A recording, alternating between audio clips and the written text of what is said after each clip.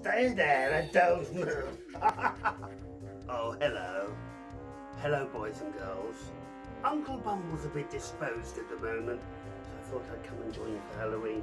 I'm Auntie Bumble, and these are my spooky stories. We have two chilling tales for you today.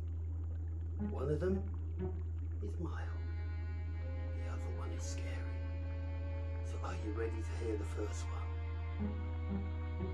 Of the Pumpkin Patch Scarecrow. A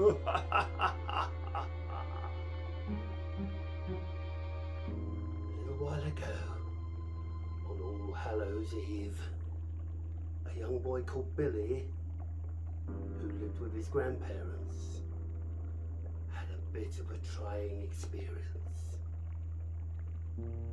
Billy's grandparents owned 5 fields of pumpkins. In the middle of the field of pumpkins was an old scarecrow. He'd been there for generations and generations, through wind, rain and snow. And he never aged or got older. He never decayed fully. He just stood there in the field. Well, this Halloween, Billy had gone in to the village. In the village were a bunch of bullies. He was about to do his chores with his grandparents. And the bullies pounced. Here you, where are you going? I'm doing some bits and pieces for my grandfather. No, you ain't. You're gonna help us. We're gonna rip this place apart and do lots of Halloween pranks. No, I can't do that, said Billy. But they then realised who he was. Your granddad owns that pumpkin patch, doesn't he? Yeah. Well then, we're gonna go and smash those blinking pumpkins up. But you can't do that. We can and we will, won't we, lads? And the other 4 lads agreed that they were going to smash the pumpkins up with Billy. They made their way to the pumpkin patch, kicking pumpkins, smashing pumpkins as they went. And in the middle field was a scarecrow, as silent as ever, as still as ever. Then, one of the lads decided he was going to pick up a rock, threw it at the scarecrow and it hit his arm. Then, he picked up another rock and threw it. Billy all the time was saying, no, no, no. But still they did it, and still they carried on. Then one of them noticed that the scarecrow had a large gold chain with a large medallion on it. Gold with orange gems. Well, I think we're going to have that, won't we? No, said Billy, you can't do that. You can't take it. Oh, we can, said the big bully. So, with that, they climbed up to the scarecrow and snatched the gold chain from around the neck. They got down and turned to go out the field, smashing the pumpkins as they went. But that wasn't the end of our story. Oh no, children. This is a message for all you bullies out there. Because when they were on their way back,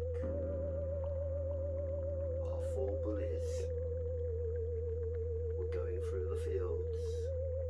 And the one at the back heard a rustling in the pumpkin patch behind him. He looked behind and saw nothing. They carried on. And all of a sudden there was a scream. They turned round and the man at the back had gone. disappeared completely. Then they went on smashing the pumpkins, but calling out for their friend as they did it. They moved forward, and then, all of a sudden, there was a loud scream. They thought, that must be our friend, he's gone, and we've got to find him. So what they did, boys and girls, ladies and germs, the leader sent two back, and he sent those two unknowing children into a trap, because they came upon the scarecrow. The scarecrow took them by their throats and lifted them. As he lifted them, poof, they disappeared. Where did they go? I don't know, but we might find out later. Where did they go? Boys and girls, the biggest bully of them all, a boy called Ricky, saw what happened to his friends and ran forward. Then he realised that the scarecrow was going towards him. So he turned, threw the medallion at Billy and went to run, but the scarecrow was too fast. He grabbed hold of Ricky and bang! Ricky disappeared. Billy was then alone with the scarecrow. There he was, face to face with a big scarecrow with sharp teeth. What was he going to do? What he did may surprise you, boys and girls, because he dropped to one knee and held forward the medallion. The scarecrow looked Billy up and down, and a grin came to his face, and he took the medallion and disappeared. Billy went back home and spoke to his grandparents that night, but didn't tell them what had gone on. But grandfather found it quite odd in the morning when he looked into the fields and saw 5 scarecrows instead of the one. Because bullying never pays off.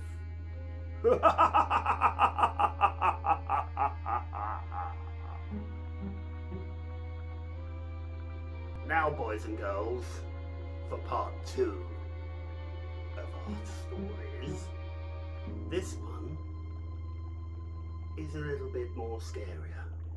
So if you're of a disposition where you're easily scared, don't watch it. Thank you. Years ago, where we live, there was a mental asylum. It was called Hellingly. It is local to this area. Well, boys and girls, one particular Halloween evening, a mental patient escaped. He was known as being quite violent and highly psychotic. I don't know who he would be like, but he escaped nonetheless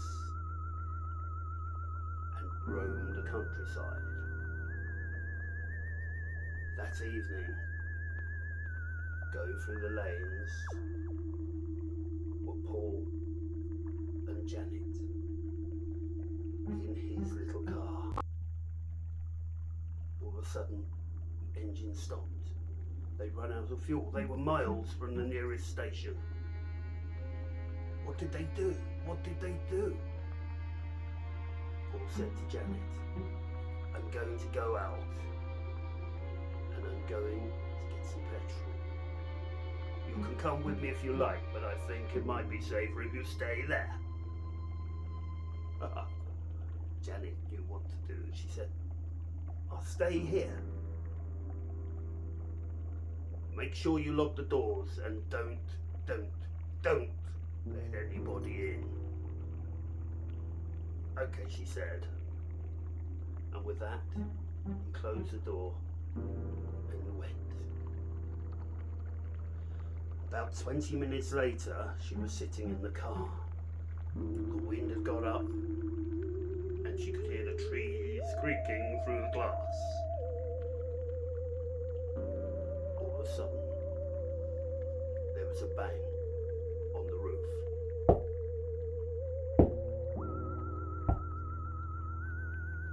3 bangs on the roof.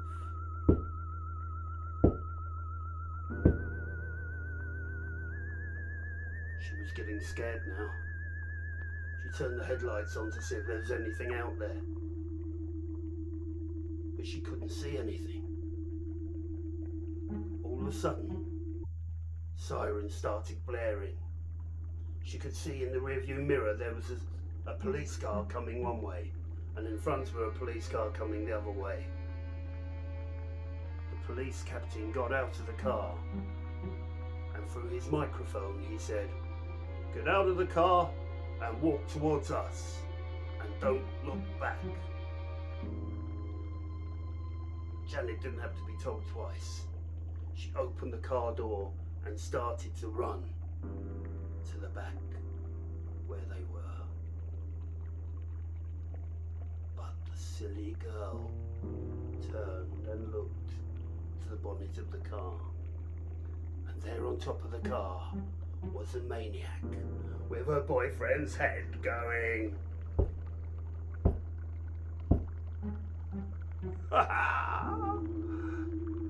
Mysteriously he escaped and was never ever caught.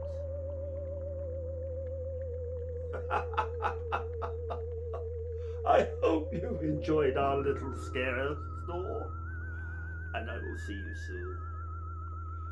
This is Anti-Bumble saying good night. Sweet dreams.